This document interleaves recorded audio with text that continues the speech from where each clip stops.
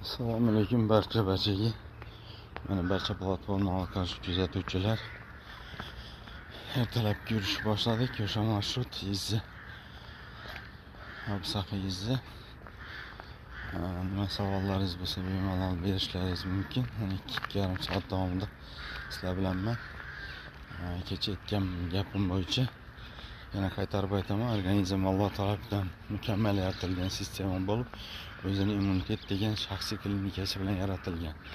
Biz agar hayotimizda sog'lom turmush tarzini shu tamoyilga amal qilib yashaydigan bo'lsak, organizm 80-90-100 yil kasallanmasdan yashab berish xususiyatiga ega. Faqat biz o'zimiz hayotimizni noto'g'ri qurib, sog'lom turmush tarziga rioya qilmasdan immunitetni ishiga xalaqit bergan holda kasalliklarga uchraymiz. Va bu kasalliklardan qo'ldori bilan chiqmoqchi bo'lamiz. Buning esa iloji yo'q. Sog' salomat bo'ling.